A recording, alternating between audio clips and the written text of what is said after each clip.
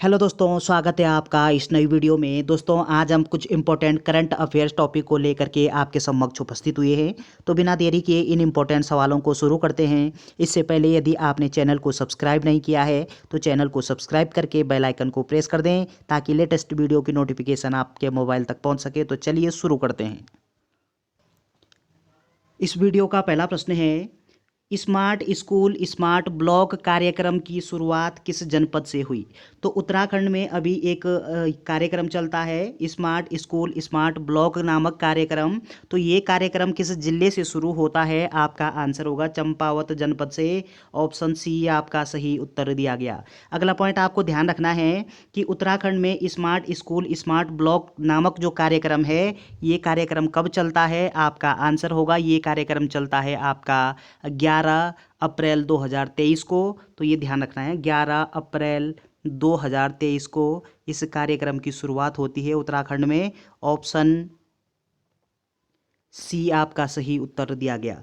अगला प्रश्न है, किस ग्लेशियर को ट्रैक ऑफ द ईयर 2022 घोषित किया गया था?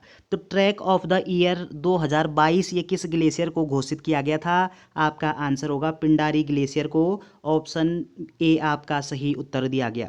और ये आप जानते हैं कि पिंडारी जो ग्लेशियर है ये किस जनपद में अवस्थित है? आपका आंसर होगा पिंडारी ग्लेशियर बागेश्वर जनपद में अवस्थित है। और अगला पॉइंट आपको ध्यान रखना है कि 9 अक्टूबर 2022 को इसको ट्रैक ऑफ द ईयर 2022 घोषित किया गया। कब? 9 अक्टूबर 2022 को। और ये जो पिंडारी ग्लेशियर बागेश्वर में तो है ही। और अगला पॉइंट आपको ध्यान रखना है कि ये जो बागची बुग्याल है, बागची बुग्याल, ये आपका चमोली में है, इसका संबंध भी इससे है। और अगला पॉइंट ध्यान रखना है कि ये जो ट्रैक ऑफ द ईयर घोषित किसके द्वारा किया गया है? तब आपका आंसर होगा पर्यटन मंत्री सतपाल महाराज जी के द्वारा ये घोषित किया गया है। तो चलिए ऑप्शन ए आपका सही उत्तर हो जाएगा। अगला प्रश्न है, उत्तराखंड के किस शहर में माह मई 2023 में श्री अन्न महोत्सव आयोजित किया गया? तो ये जो अन्न महोत्सव है ये कहाँ पे आयोजित किया गया है, किस जिले में आयोजित हुआ है? आपका आंसर होगा ये आयोजित हुआ है आपका देहरादून जिले में। ऑप्शन डी सही उत्तर दिया गया।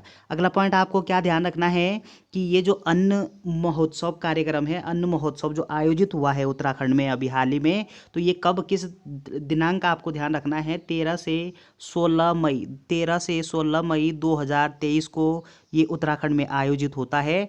और कहाँ पे आयोजित होता है? देहरादून में। ऑप्शन डी सही उत्तर दिया गया। अगला प्रश्न है, हाल ही में उत्तराखंड के किस मंदिर को राष्ट्रीय धरोहर घोषित किया गया? तो उत्तराखंड का वो कौन सा मंदिर है जिसको राष्ट्रीय धरोहर घोषित किया गया है? आपका आंसर होगा कि ये था आपका तुंगनाथ मंदिर को। ऑप्शन सी सही उत्तर दिया गया।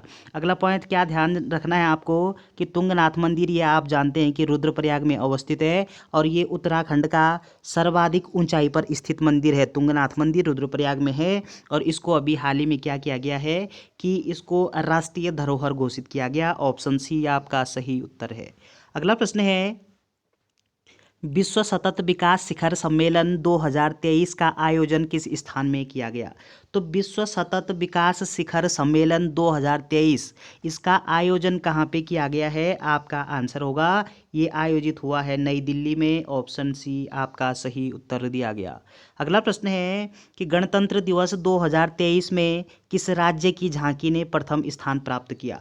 तो ये आप जानते हैं कि गणतंत्र दिवस 2023 में उत्तराखंड की झांकी ने प्रथम स्थान प्राप्त किया है। ऑप्शन सी आपका सही उत्तर दिया गया।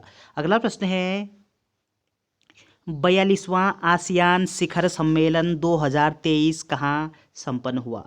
तो 42वें क्रम का जो संस्करण था आसियान शिखर सम्मेलन का 2023 में कहाँ पे संपन्न होता है? आपका आंसर होगा कि ये संपन्न होता है आपका इंडोनेशिया में। ऑप्शन सी सही उत्तर दिया गया है। अगला पॉइंट आपको क्या ध्यान रखना है कि ये जो आसियान है, ये आसियान दक्षिण पूर्व एशियाई देशों का एक संगठन है। ध्यान रखिएगा, दक्षिण पूर्व एशियाई देशों का संगठन है कौन? आसियान। और इसका जो मुख्यालय है वो आपका इंडोनेशिया के जकार्ता में इसका मुख्यालय है। मुख्यालय पूछा जाएगा आपसे तब आपका आंसर होगा कि इसका आसियाना का मुख्यालय है आपका जकार्ता में। और इसकी स्थापना कब होती है? 8 अगस्त 1967 को।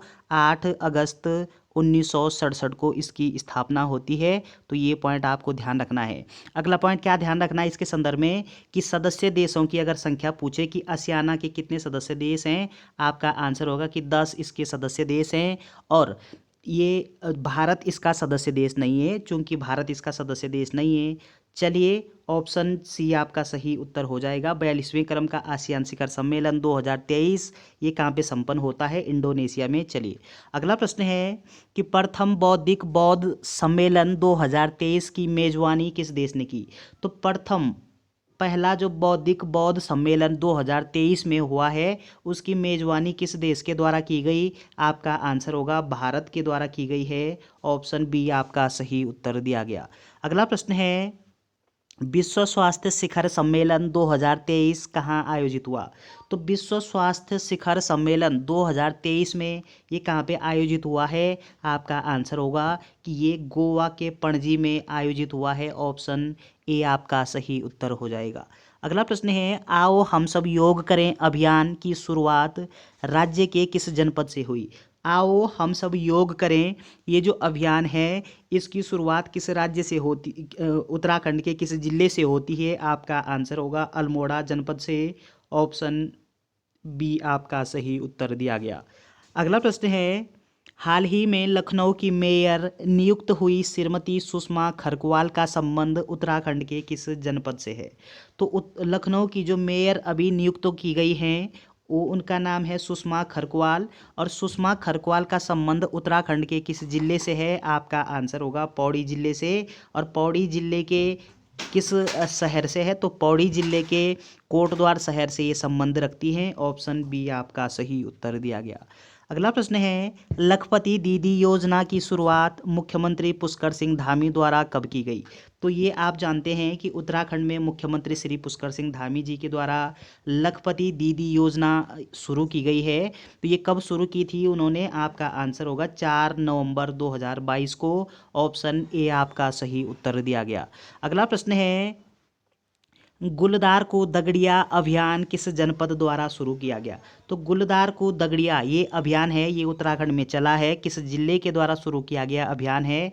आपका आंसर है पिथौरागढ़ के द्वारा। ऑप्शन डी सही उत्तर दिया गया। अगला प्रश्न है खुशहाली रिपोर्ट 2022 में उत्तराखंड ने कौन सा स्थान प्राप्त किया? तो खुशहाली रिपोर्ट जो 2022 है इसमें उत्तराखंड का कौन सा स्थान आया है? आपका आंसर होगा तीसरा स्थान। ऑप्शन सी सही उत्तर दिया गया।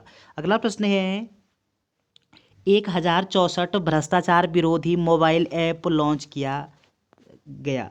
तो 1064 जो भ्रष्टाचार मोबाइल ऐप है, भ्रष्टाचार विरोधी जो मोबाइल ऐप है ये किस राज्य के द्वारा लॉन्च किया गया? आपका आंसर होगा उत्तराखंड के द्वारा। ऑप्शन डी सही उत्तर होगा। अगला प्रश्न है लैंसडाउन सैन्य छावनी का नाम बदलकर क्या रखा गया?